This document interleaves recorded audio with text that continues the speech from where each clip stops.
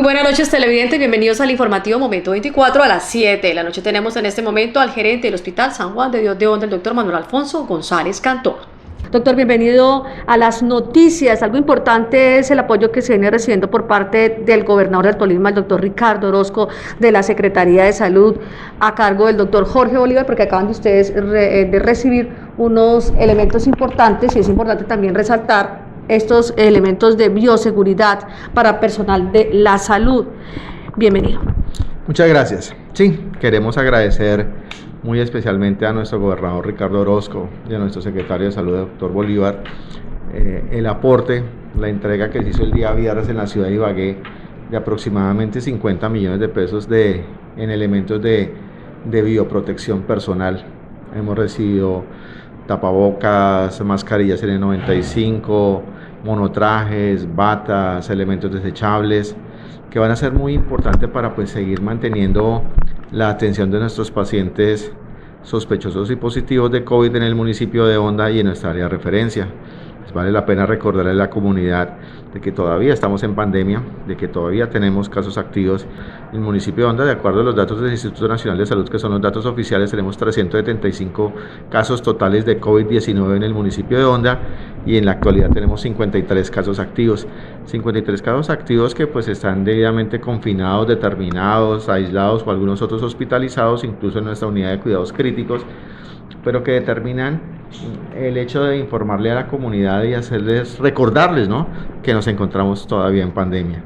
Colombia hoy estamos hablando de 1.408.000 casos. Es probable que terminemos la vigencia con absoluta certeza superando la cifra de 1,5 millones de casos de COVID en el territorio nacional. Estamos hablando de la vacuna, se están iniciando los primeros procesos de vacunación en el Reino Unido. Es probable que este fin de semana en los Estados Unidos se inicien los procesos de vacunación, pero las expectativas que tenemos nosotros los colombianos para que la vacuna empiece a ser aplicada en nuestra comunidad, personal de la salud, adultos mayores, y eso todavía están un poquitico no tan cercanas. Estaríamos hablando de mínimo 60 días, algunas autoridades dicen que marzo, yo esperaría que fuera antes. No es fácil, o sea que definitivamente por ahora la principal alternativa y mecanismo de control de la pandemia es el distanciamiento social, la autoprotección, el cuidado y la notificación oportuna a los centros de salud de casos positivos sospechosos para que nosotros podamos diagnosticarlos oportunamente y hacer los cercos epidemiológicos respectivos para tratar de contener esta enfermedad. Cuando ya se esté aplicando la vacuna, pues miraremos el impacto. Vamos a tener la ventaja de saber cuál ha sido el impacto de la vacuna en otros países, en otras latitudes, si ha tenido o no ha tenido efectos secundarios, porque hay muchas dudas. Estamos hablando de una vacuna que se ha desarrollado en un periodo de aproximadamente unos 6 meses, 7 meses, que es un tiempo extremadamente corto para el desarrollo de un biológico de estas características y de estas implicaciones para la salud pública. Pero confiemos en los avances tecnológicos, en los avances de la ciencia. Pfizer y Biotech son laboratorios poderosísimos, con mucha tecnología. Confiamos en sus estudios, y no es solo la vacuna de ellos, sino hay lo menos 50 productos y 50 laboratorios que están trabajando por vacuna, y esperemos que dentro de algunos meses podamos tener la vacuna a disposición a costos asequibles y que la podemos aplicar a toda la población y poder determinar que podemos salir de ese estado de pandemia en el que llevamos ya casi 8 meses. Algo importante que usted lo ha dicho, doctor Manuel Alfonso González Cantor, como gerente aquí del Hospital San Juan de Dios de Honda, es que estamos en pandemia, no podemos bajar la guardia, además porque esta es una ciudad turística muy visitada, llega mucha gente a nuestra ciudad y comienza ya la gente a reunirse en familia, y eso es lo preocupante. Sí, y hay que recordar a la familia que en la medida de lo posible tener la certeza de que si alguno de los miembros de la familia viene de otra latitud, ha estado en contacto con casos sospechosos o positivos y ha tenido la posibilidad de accederse hacia una prueba antigénica o una prueba PCR, pues que se la hayan tomado, pues tener esa certeza. Si no, la utilización del tapabocas, el distanciamiento social en nuestras propias casas, la mesura, el control, la prudencia y estar muy atentos a los signos de alarma. Fiebre, dificultad respiratoria, cefalea, pérdida del gusto, pérdida del olfato, malestar general, que son, yo sé, síntomas muy difusos, pero que desafortunadamente en el tema de una pandemia y en un momento como eso, que es una epidemia de carácter global, cualquiera de esos síntomas pues dejan de ser un simple resfriado común o una simple virosis y pueden ponernos como un factor de riesgo para estar contaminados con el COVID. Pasemos al tema del call center. ¿Qué es lo que realmente está pasando con el call center? El tema de asignación de las citas. Hay mucha gente que se queja que no contestan en el call center. ¿Qué es lo que está sucediendo realmente? Hay dos aspectos que hay que analizar desde el tema de la asignación de citas. Uno, el portafolio de servicios y la capacidad instalada que tenemos nosotros para asignar citas.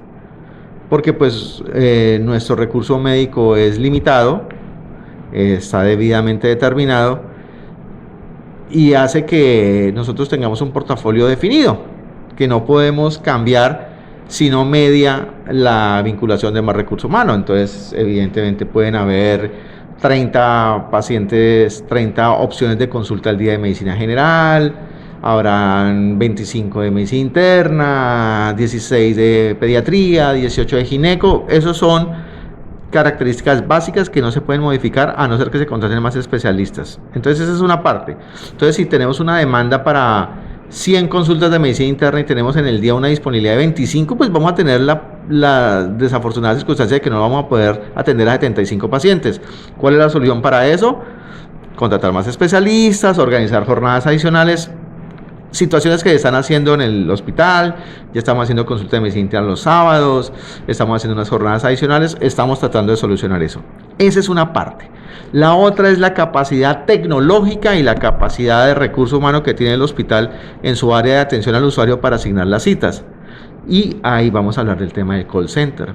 Entonces, primero hay que tener en cuenta que el hospital es un hospital prestador de servicios de salud y no es un call center. Entonces, tenemos un par de líneas celulares y un par de funcionarios que atienden citas telefónicas cuando llama la gente. Evidentemente, con una demanda de 400 atenciones diarias, lo que ha pasado es que se ha sobrepasado la capacidad humanamente posible y la capacidad tecnológica de 2 líneas de teléfono para atender esa solicitud de citas. Entonces, es probable que si nosotros no tomamos unas medidas realmente prácticas y definitivas para mejorar este servicio de asignación de citas, siempre vamos a tener el mismo problema. Entonces nosotros ya estamos haciendo el análisis de conveniencia, estamos aplicando unas encuestas, estamos evaluando la satisfacción del usuario, estamos mirando cuál es el uso de los elementos de asignación de citas, cuántos vienen de forma personal en las mañanas a pedir la cita para solicitar su cita, que lo hacen personalizado, cuántos lo hacen mediante el call center, cuántos lo hacen mediante la línea de WhatsApp y cuántos lo hacen mediante la asignación de citas por página web, para mirar cuál es la adherencia a cada uno de esos proyectos y tratar de enfocar la solución a mejorar en el que más demande. Definitivamente el que más demandan es el del call center. Entonces la opción que nosotros estamos viendo es tener una alternativa mixta. Si bien vamos a tener unas personas de atención al usuario que apoyen a los usuarios que vienen de forma personal a acceder por una cita, ¿cierto? Vamos a contratar un call center para que por ahí con unas 4 líneas telefónicas o una línea 1018.000 gratuita para celulares, para que nadie tenga que gastar un peso para asignar una cita, podamos tener 6, 7, 8 operadores al tiempo asignando citas. Pues claro, eso va a hacer que se multiplique por 4 o por 8 la capacidad de asignar citas, pero viene la otra parte. La otra parte es nosotros tener más médicos, más especialistas para poder cumplir la demanda de los usuarios, y ahí tenemos un gran problema. El hospital le facturó en el mes de noviembre a la nueva EPS por prestación de servicios de salud la suma no despreciable de 1.300 millones de pesos en un solo mes, atendiendo a los usuarios porque pues es una de nuestras mayores poblaciones. Y en el giro directo, desafortunadamente, la nueva EPS nos giró 100 millones de pesos. La cartera de nueva EPS está cercana a los 4.000 millones de pesos. Entonces, para cualquier institución de salud, para cualquier empresa, para cualquier organización, sea pública o privada, cuando sus contratantes no le pagan y la demanda del servicio se mantiene creciente, y más en esta época que la gente demanda servicios de salud, y más en una pandemia en que tenemos que toda la persona que siente fiebre o siente malestar va a acceder a servicios de salud porque va a tener miedo de estar contaminado por el COVID, pues la demanda de los servicios ha incrementado, aparte del esfuerzo del hospital por solventar todas esas cirugías aplazadas que habían, todos esos pacientes que estaban pendientes por operar, y la capacidad que tiene el hospital de ser centro de referencia de todo el norte y de Caldas, por tener también unidades de cuidados intensivos, hace que tengamos que prestar más servicios. Pero si las EPS no aportan, vamos a estar al borde del cierre y no poder seguir prestando los servicios de salud. Y es por eso que en este medio de comunicación yo conmino a los usuarios del Hospital San Juan de Dios de Honda, de cualquiera que sea su régimen de afiliación, del régimen subsidiado, del régimen contributivo, de las fuerzas militares, de las fuerzas especiales, para que se presionen a sus EPS para que le paguen lo que le deben a los hospitales públicos y privados, porque la situación no es solo para el Hospital San Juan de Dios de Honda, sino es para toda la red pública y privada. Nosotros necesitamos recursos, necesitamos que las EPS nos paguen los servicios para nosotros poder reinvertir esos recursos en personal médico, personal especializado, insumos, medicamentos, material médico quirúrgico, servicios públicos, gasolina para las ambulancias, elementos diagnósticos, servicios públicos para tener encendidos nuestros tomógrafos, nuestros ecógrafos, nuestros equipos de rayos X.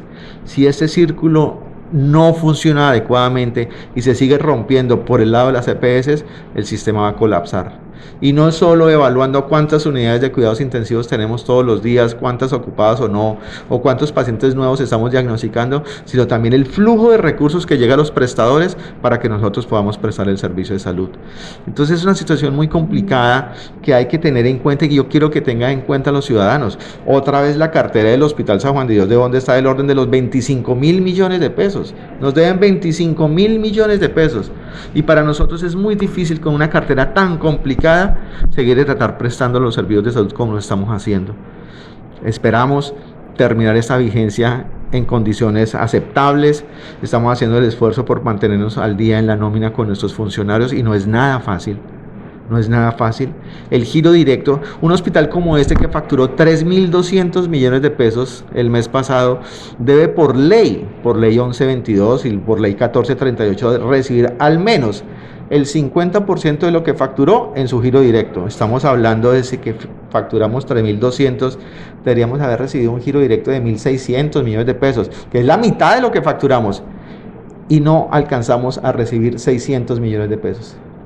Ni siquiera la cuarta parte de lo que nosotros facturamos el mes pasado. Así va a ser muy difícil.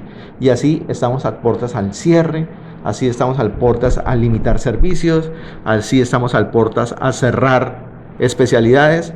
Y finalmente, el perjudicado, el que va a sufrir como siempre las consecuencias, es el usuario. El Estado tiene que empezar a evaluar esa parte. ¿Qué ha pasado con el flujo de recursos en estos 8 meses de pandemia?